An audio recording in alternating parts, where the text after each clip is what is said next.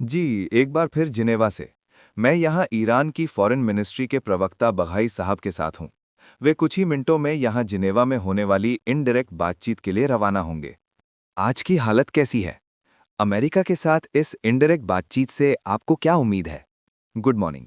जैसा कि आप जानते हैं, तीसरा दौर कल ही ईरानी विदेश मंत्री और ओमानी विदेश मंत्री के बीच मुलाकात से शुरू हो चुका है। दोनों फरीकों ने पाबंदियों के खात्मे और परमाणु मुद्दों पर ईरान की मांगों के बारे में राय मशवरा किया। आज, जैसा आपने कहा, इनडायरेक्ट बातचीत होगी। कुछ ही मिनटों में हम ओमान के सिफारती मिशन डिप्लोमेटिक वेन्यू की तरफ जाएंगे, जहां अमेरिकी और ईरानी डेलीगेशन मौजूद होंगे। दोनों के बीच पैगामों का आदान प्रदान ओमान के विदेश मंत्री के जरिए कराया जाएगा। हमें उम्मीद है कि अमेरिकी डेलीगेशन संजीदगी के साथ बातचीत के कमरे में आएगा। हमारे साथ पूरी टीम मौजूद है, परमाणु तकनीक एक्सपर्ट भी और पाबंदियों और आर्थिक मामलों के जानकार भी।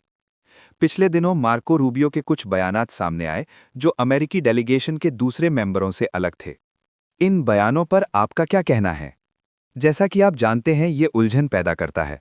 अफसोस की बात है कि इस तरह के इख्तिलाफ वाले बयान उनकी बातचीत की शैली का हिस्सा रहे हैं। ये बिल्कुल मददगार नहीं है। अगर वे अपनी टीम को कोई हुक्म देना चाहते हैं, तो वो अपने डेलीगेशन के जरिए दें, न कि खुले बयान देकर, क्योंकि इससे और ज्यादा उलझन और बदएतमादी बढ़ती है। एक समझ ये भी हो सकती है कि उनकी टीमों के बीच इख्तिलाफ हैं। ये मामला उन्हें बातचीत शुरू करने से पहले सुलझाना चाहिए। लेकिन किसी भी हाल में ईरान अपने रुख पर कायम और लगातार एक जैसा रहा है। हमने बातचीत को परमाणु मुद्दे तक महदूद रखा है। हमने अंतर्राष्ट्रीय कानून और एनपीटी यानी परमाणु अप्रसार संधि की धारा 4 के तहत अपने हक पर जोर दिया है। हमारे रुख सबके सामने साफ हैं। अब हमें बातचीत के कमरे में क्या सुनने को मिलता है, उसी के मुताबिक आगे फैसला करेंगे। इस हफ्ते की शुरुआत में आईएईए के डायरेक्टर के जरिए दिए गए मसौदे पर आपकी क्या राय है?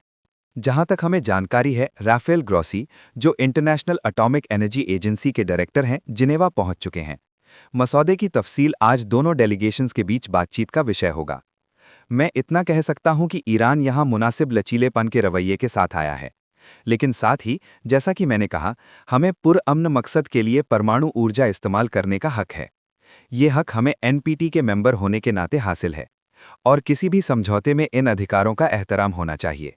एक हफ्ते पहले आपने कहा था कि बातचीत का माहौल बेहद गैर यकीनी भरा है। आज आपका क्या एहसास है? मुझे लगता है कि वो हालत अभी भी जारी है। हमें हकीकत पसंद रहना होगा। विरोधाभासी बयान भरोसे का माहौल बनाने में मदद नहीं करते, बल्कि पहले से मौजूद बदएतमादी को और बढ़ाते हैं। लेकिन जैसा कि मैंने कहा, हम यहाँ पूरी संजीदगी और नेक नियति के साथ आए हैं। अब देखना यह है कि क्या दूसरी तरफ से वही संजीदगी दिखाई जाती है या नहीं।